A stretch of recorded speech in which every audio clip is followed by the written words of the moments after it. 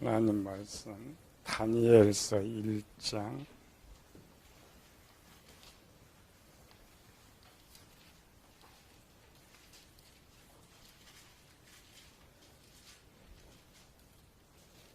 다니엘 1장 8절에서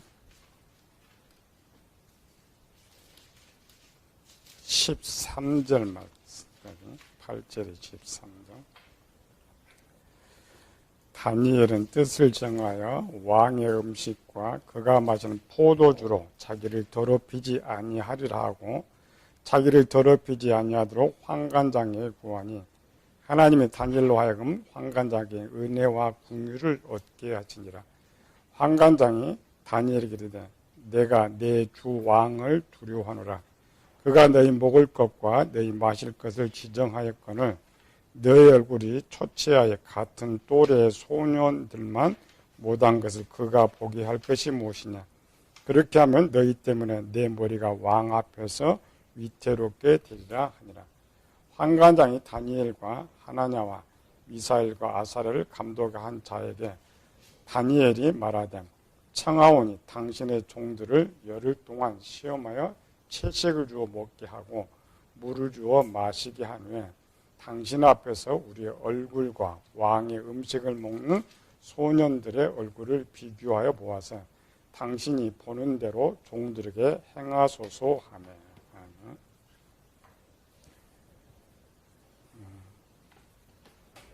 2000년 10월 20일 날 41세 여성이 사기죄로 구속됐는데 41살 먹은 직업이 보험사원들 요즘 실적이 좋은데 얼마 정도 사기를 치냐면 147억을 사기쳤어요. 군산보험 근무하면서 약 8년 동안 사기친 돈이 누구에게 사기쳤느냐? 남편하고 가족하고 친척들에게 사기쳤어요. 보통 보험 외판원들이면은 사람들이 많았을 것인데 가족 대상이 아니고 큰 돈은 외부 대상인데 여기는 외부는 없고 전부 일가 친척들한테 그중 한 사람은 충격받아서 너무 손해서 자살해버리고 말았어요. 147억을 전체 한 건 아니고 처음 시작은 작았겠죠. 보험하면서 조금씩 이래 하는데 수익은 안 나고 돈은 자기는 쓰고 그러면 어때요? 계속 돌려막기시는 거예요. 또 그 돈을 돌려줘야 되니까 또 투자를 해야 되니까 계속 증권은 사고 그리고 거의 증권에다가 다 망해먹고 만 것이죠. 8년 동안 이 사기를 한번 친다고 해봐요. 그것도 남편부터 가족 모두 엄청 힘들었어요. 그렇죠? 죽지 못해 살아가는 것. 일반 사람 거면 그 정도면 자살해버려요. 근데 살아보겠다고 도망갔다가 잡혔는데 상황을 보면은 굉장히 통도 큰 것 같아요. 머리도 굉장히 좋고 그렇잖아요. 8년 동안 그냥 들키지 않고 그거를 한다는 게 보통 머리가 아니에요. 근데 왜 이 여성은 그렇게 좋은 재능을 가지고 자기 인생을 망치는 데 썼을까? 세상 사람 일을 보면 뭐라고 하냐? 눈이 뒤집혀졌다 그래요. 눈이 뒤집혀졌다는 말이 뭐예요?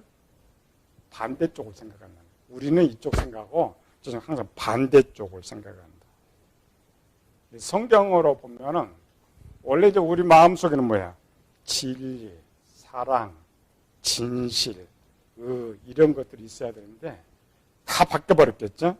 사기, 도적질, 위선, 거짓, 탐욕, 탐심, 악독, 악의. 성경에 말하는 모든 악들이 거기에 다 붙어가지고 살아가는 거예요. 그런데 이 여성은 우리 상황론이죠. 눈에 몸만 보이게 했어요. 머리에 몸만 생각나게 했어요. 거저 사람만 보면 뭐가 떠올라요? 돈만 보면은 어떻게 사기칠까? 그게 우리의 상황이에요. 또 2단계는 정보를 끄집어낸다고 했죠. 돈이 보이면 저 돈을 어떻게 저걸 잘 사기칠까? 어떻게 뺏어날까? 그래서 모든 떠오르는 정보가 미안하거나 이런 생각이 전혀 떠오르지 않고 악한 생각만 계속 떠오른단 말이에요. 그래서 여성은 딱 한 번 보는 순간에 5단계까지 가요. 우린 이제 2단계 배우죠. 5단계까지 딱 가가지고 그냥 자동으로 처리해버리고 하는 이런 것. 그러니까 5단계까지 행동으로 바로 생각할 여유도 없어. 그냥 다다다 계산해서 명령이 딱 나와서 악을 행하게 되는 이런 것. 우리 영이 2단계를 살펴보고 있죠.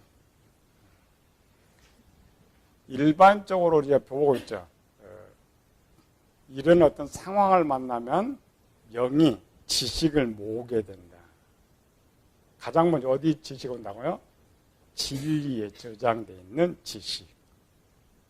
진리에 저장된 지식이 있는데 이렇게 5단계까지 한순간 딱 떨어진 사람은 완전히 지혜, 지식, 진리에 다 악이 다 차 있어요.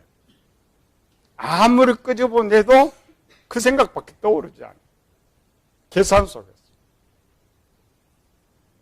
이런 것들을 우리는 육신의 눈으로 볼 수 없기 때문에 하나님께서 사람을 등장시켜서 보여주고 있죠. 우리 이제 착각하는 게 항상 성경을 볼 때 하와 이야기다. 지난번 눈 이야기다. 오늘 다니엘 이야기다. 그런 거죠. 그렇지 않고 우리의 모습, 그러니까 내 영의 모습을 볼 수 없으니까 남자들을 동원시켜서 보여주고 내 마음의 모습을 볼 수 없으니까 여자를 통해서 보여주고 있다. 그리고 우리 지난해 2시간 봤죠? 하와편과 룻과 오르바편. 하와편은 뭐야? 처음에 선한 사람이 악한 사람이 되어간 것이고 룻과 오르바편은 나눴죠. 우리 마음속에 두 가지의 마음으로. 근데 사실은 그냥 악함에서 선함으로, 하나는 악함에서 악함으로 이렇게 가는 거죠. 그래서 우리가 성경을 바로 읽을 줄 알아야 돼요. 이 바뀌어 있는 이런 것. 이런 것들을 우리가 알도록 성경을 기록하고 있는데 우리 참 안타깝게도 그런 게 있는지를 몰라요. 그냥 마음을 새롭게 해라, 영의 생각을 가져라 말만 하지 방법 자체를 모르고 있죠.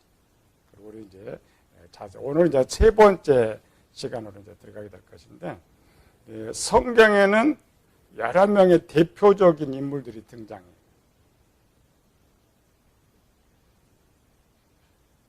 근데 성경에 보면 우리가 이제 보통 여성들 등장할 때 산자라고 말하는 사람, 산자.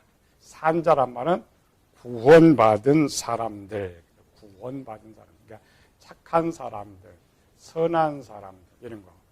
여성도 누가 등장해요?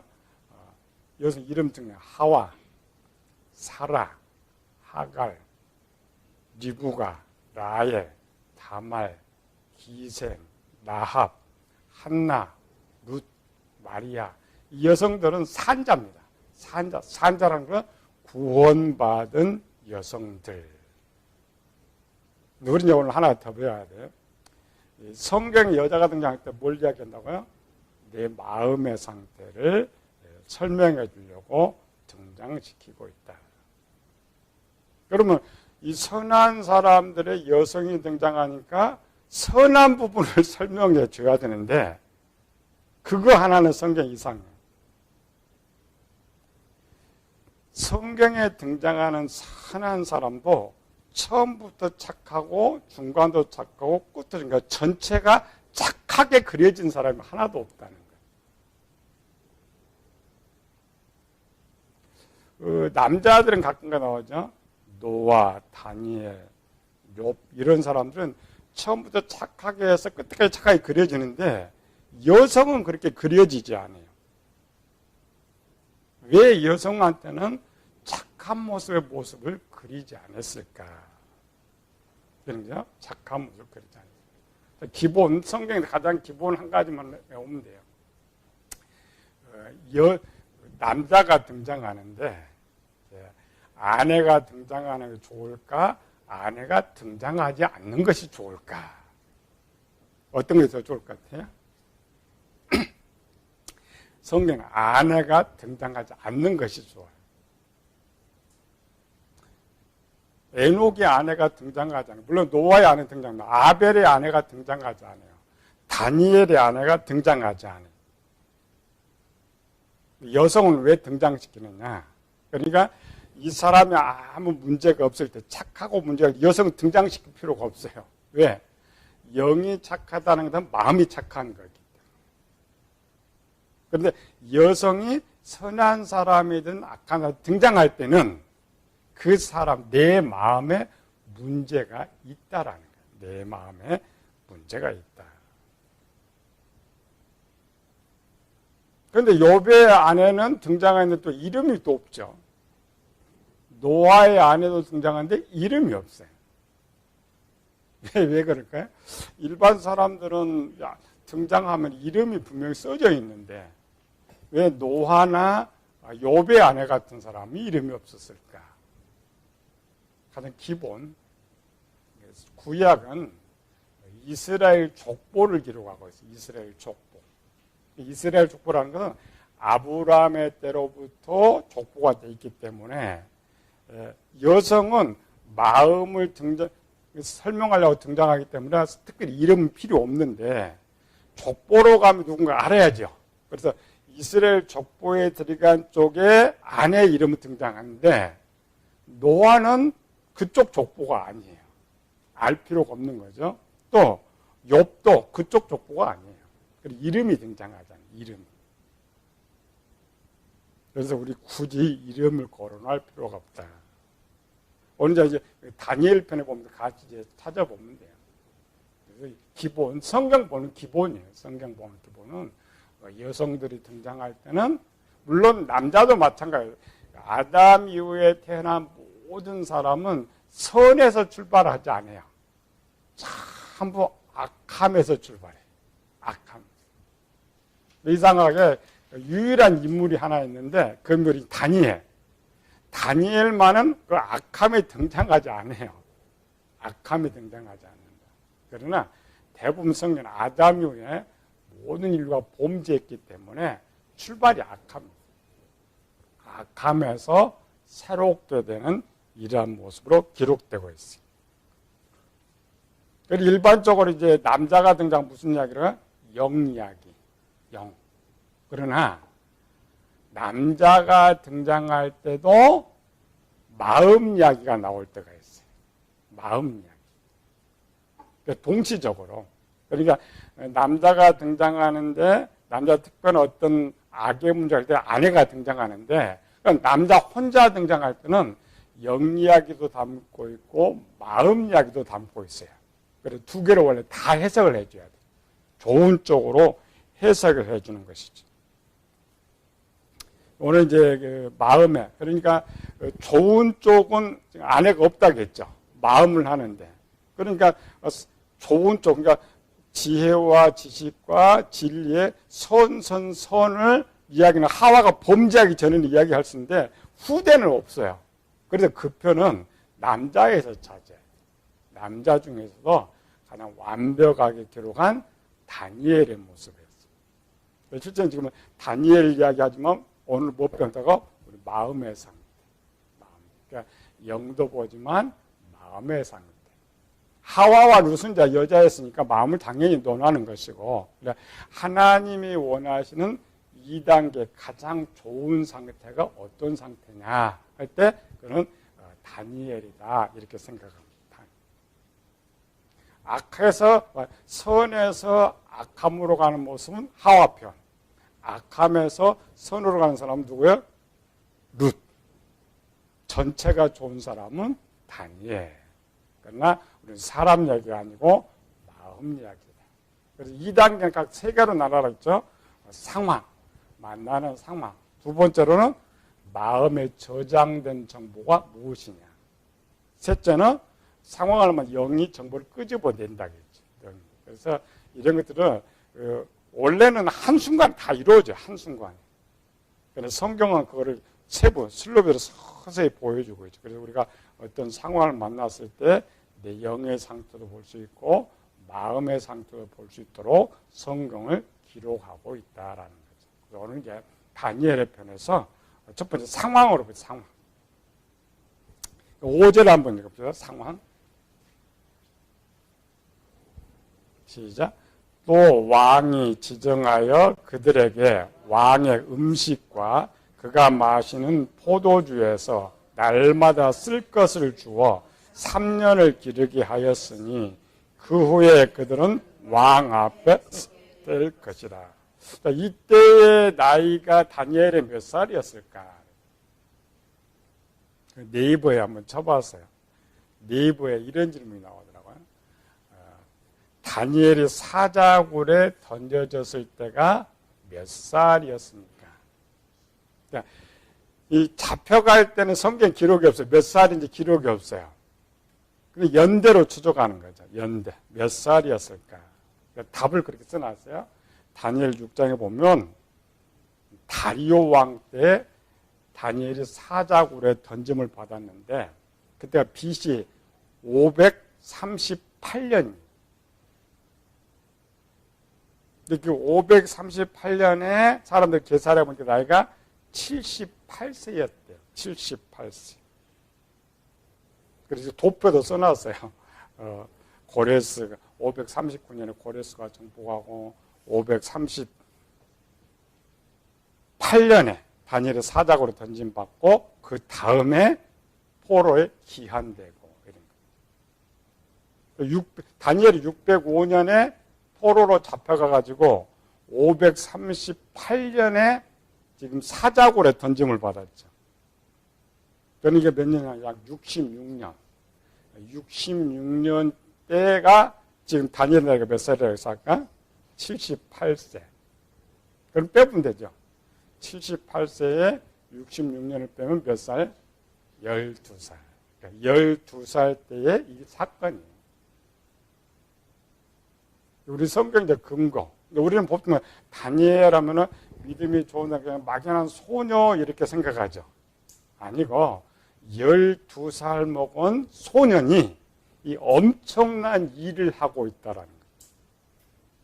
믿음이 대단한 일인 것. 우리는 항상 어른의 위치에서 이렇게 성경을 읽으니까 뭐 다니엘 그렇게 할 수도 있지. 우리도 그렇게 할 수도 이렇게 생각해요. 근데 12살짜리예요. 12살짜리. 12살짜리면 누구예요? 초등학교 6학년. 그러니까 초등학교 졸업도 하기도 전에 초등학교 때 누구 하는 사람이 쳐들어와가지고 부모 다 죽이고 자기 포로로 끌고 갔어요. 끌고 가서 다른 사람 다 종 노예로 다 보내버렸는데 자기가 몇 사람만 특별히 선택을 받았어. 운이 좋게. 그래서 왕이 최고의 공부도 시켜주고 진수성찬도 주고 공부도 잘하면 높은 직업도 준다고 했어. 근데 자기는 지금 노예거든. 그러니까 여기를 거절하며 평생 노예로 살다가 죽어야 하는 상황이란 말이에요.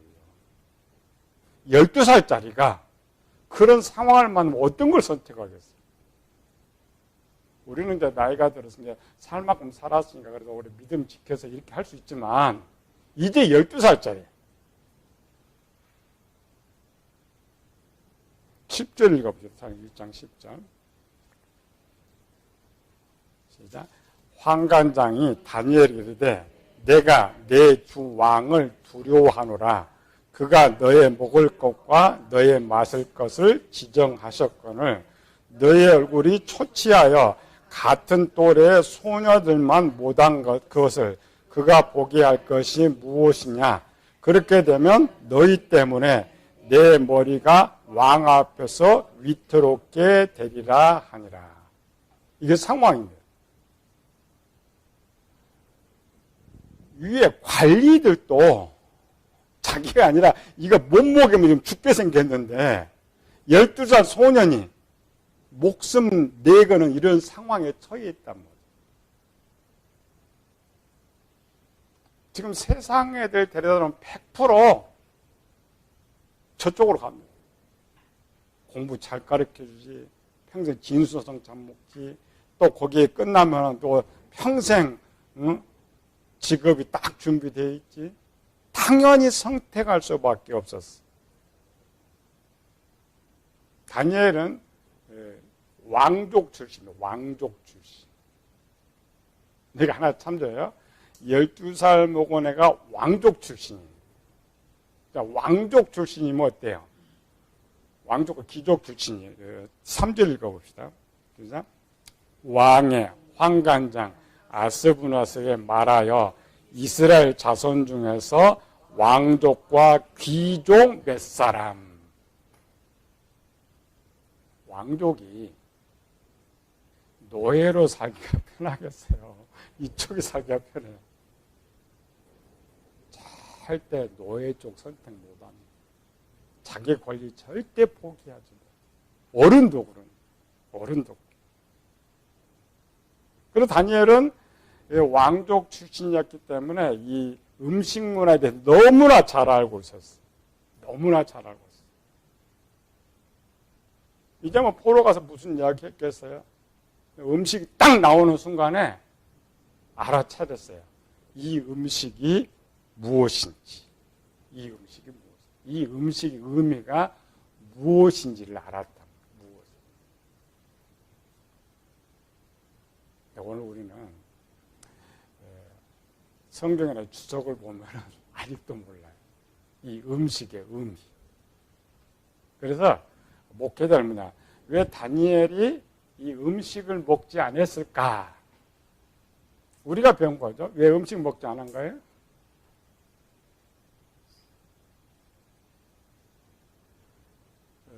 고린도전서 10장 25절 28절에 보면은 시장에 파는 것은 아무것도 없지 말고 감사함으로 먹으라. 왜냐하면 당시에 그 문화가 시장에 파는 고기는 우상한테 잘 팔게 해주세요 하고 드려지고 판단 말이죠. 그래서 다니엘 선자 왜 다니엘은 뭐냐? 우상의 음식이니까. 우상의 음식이니까 먹지 않았다. 가짜입니다. 근데 이상하게 이 잘못된 것을 우리가 배워가지고 되면 그렇게 생각해요. 다니엘이 왜 음식 먹지 않느냐? 우상에게. 우상에 드려진 음식은 뭐냐면은 우상이 신에게 드리죠. 신에게. 신이 받아가지고 이걸 다시 주는 거예요. 그러니까 마귀가 주는 거죠. 마귀가 주는 것인데 바울은 고린도 10장에서 말하는 것은 다른 의미였죠. 당시에 모든 것들이 우상이 드려지고 오니까 실제 그 우상의 제사 음식을 먹기 때문에 제사 음식은 뭐냐면은 우상이에요. 우상한테 감사하고 복종한다는 의미가 있다면 복종한다. 근데 본문은 정확히 했어요. 5절 앞에 조금 읽어봅시다. 또 왕이 지정하여 그들에게 왕의 음식과 그가 마시는 포도주에서 날마다 쓸 것을 주며. 성경에 갑니다. 우상 것이 아니고 누가 줬어요? 왕이 줬다면 왕. 우상 대물 때문에 다니엘이 먹고 안 먹고 하는 건 아니에요. 왕. 왕이라는 건 뭐예요? 아까 그죠? 우상에 주는 음식을 먹는 것은 그 우상에 굴복하고 우상에 감사를 해야 돼. 근데 다니엘이 어려서부터 항상 누구 말씀에 순종했어요? 하나님 말씀에 순종했고 하나님께 감사하며 살았단 말이죠. 그런데 지금 포로로 와가지고 음식상을 보니까 지금 누구한테 굴복하고 누구한테 감사해야 돼요?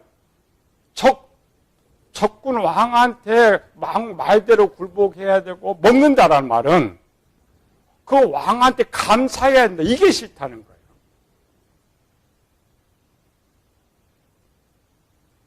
우상 음식 아닙니다. 그래서 설명을 잘못하면 안 돼요.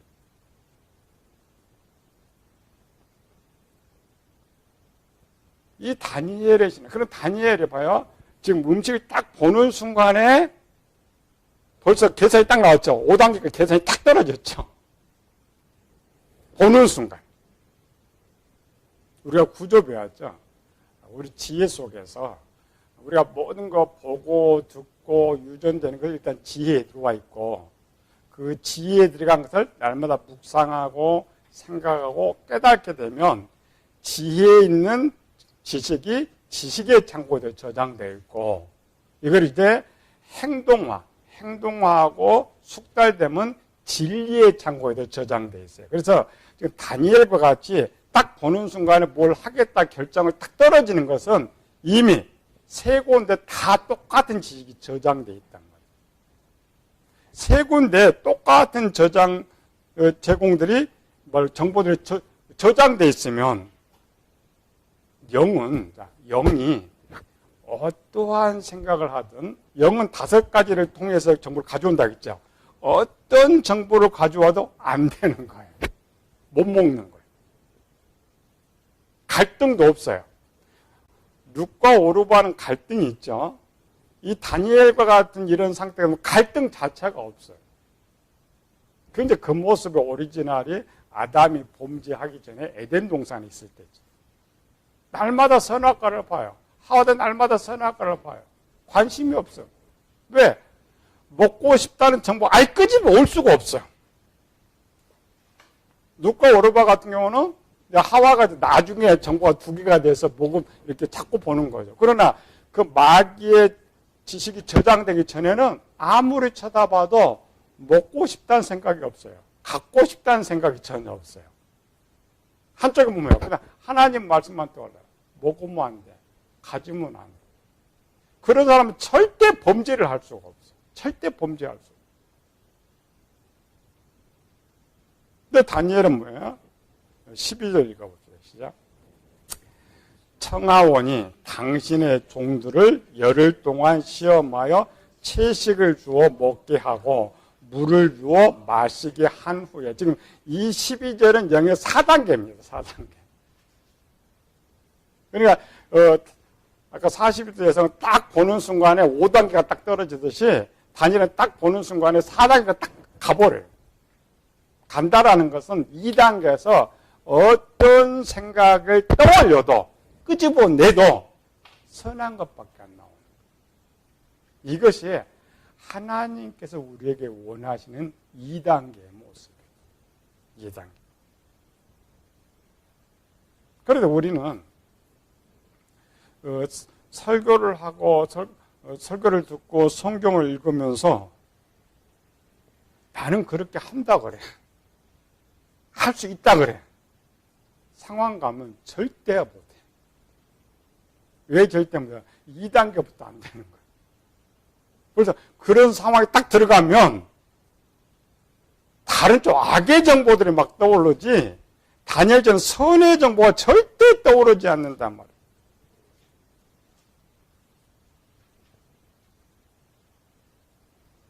(8절) (12절) 2개 더 읽어봅시다. 자. 다니엘은 뜻을 정하여 왕의 음식과 그가 마시는 포도주로 자기를 더럽히지 아니하리라 하고 자기를 더럽히지 아니하도록 환관장에게 구하니 12절 청하원이 당신의 종들을 열흘 동안 시험하여 채식을 주어 먹게 하고 물을 주어 마시게 한 후에 13절 당신 앞에서 우리의 얼굴과 왕의 음식을 먹는 소녀들의 얼굴을 비교하여 보아서 당신이 보는 대로 종들에게 행하게 하소서. 뜻을 정했다라는 말은 비록 12살 먹은 아이인데 평소의 삶이 그랬단 말이죠.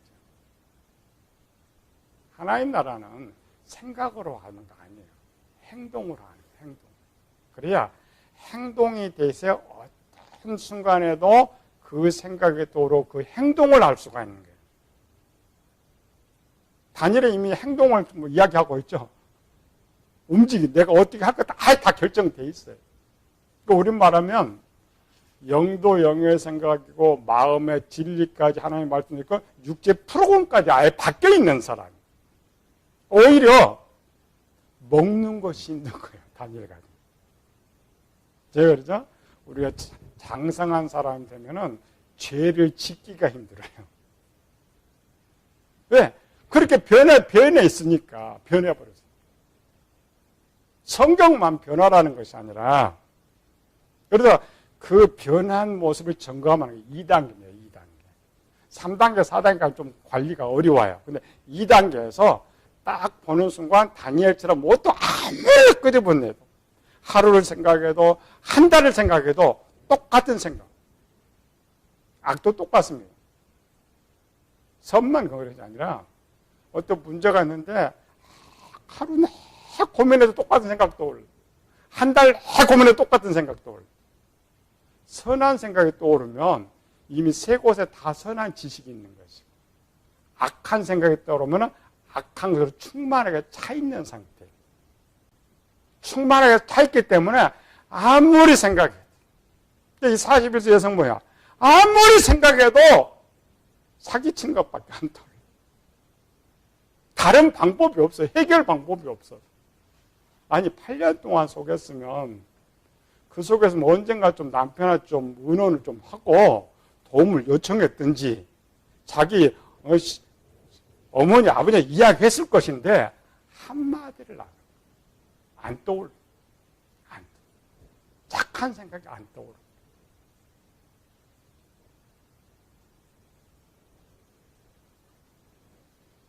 어떻게 이렇게 만들 수 있느냐.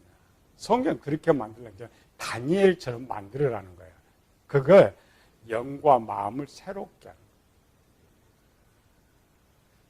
다윗이 고백했죠. 시편 50편. 내 정한 마음을 영을 새롭게. 왜? 처음엔 다윗이 착했어요. 착했는데 사람 그렇게 많이 죽이고 아내들 그렇게 많이 거느리다 보니까 통제가 안 돼요. 어떤 생각에도 그것밖에 안 나오는 거야. 죽여도 양심의 가책이 없어요. 충성은 우리야 죽여도 양심 가책이 없어요. 그 안에 빼서 양심의 가책이 없어요. 다윗이 찾아낸 게 뭐냐? 요거 딱 뜯어 고쳐. 그래서 사도 바울이 그 고치는 방법을 써놓은 거예요. 우리가 잘 먹고 잘 사는 부자 되는 방법을 성경에 쓴 것이 아니고, 바울의 신앙. 바울은 어떤 사상으로 살았을까요? 바울의 신앙. 두 개 읽어보고 마칩시다. 고린도전서 10장 31절.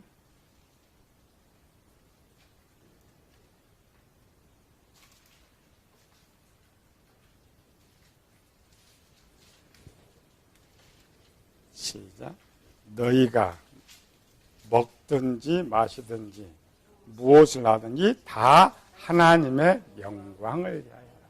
이게 다니엘의 모습입니다. 항상 다니엘의 생각은 하나님의 영광, 하나님을 기쁘시게. 그 생각을 충만히 채워놓은 그 생각. 고린도서 13장에 가면 사랑장이죠. 사랑은 자기의 유익을 구하지 아니하고. 예수님의 사랑의 표정, 세상에 얼마나 살기 좋겠어요. 사람은 다 자기 유익이 있어요. 자기를 위해서 살아요. 하나님 영광이면 모든 걸 버릴 수 있어요. 포기할 수 있어요. 그런 신앙 상태가 돼야 지식이 바뀌는 거예요. 골로새서 3장 17절.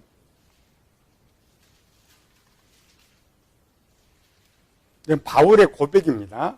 다니엘만 이렇게 떠올랐던 것이 아니고 바울도 예수님 만나고 변화됐을 때에 17절 시작. 또 무엇을 하든지 말에나 일에나 주 예수 이름으로 하고 그를 힘입어 하나님 아버지께 감사하라. 바울 자신은 자기가 없었어요. 다니엘도 마찬가지입니다. 만약 다니엘이 자기가 있었더라면 절대 1장은 나오지 않습니다. 그러나 자기가 없어요. 예수님 말씀, 자기 십자가죠. 이것이 평소의 생활이에요. 평소에. 그래야 어떤 상을 순간 만나도 거기서 나오지, 그렇지 않으면 우리 악만 나온다. 악만 나온다. 이게 2단계 모습입니다. 2단계 기능들, 하나님 원하시는 것.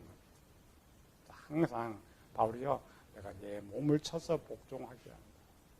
생각 속에서, 언어 속에서, 행동 속에서 항상 자기를 점검해서 하나님의 선만, 하나님의 영광만, 오직 주님만 바라보는, 주님만 생각하는 이런 성도들이 되시기를 예수님으로 축원합니다.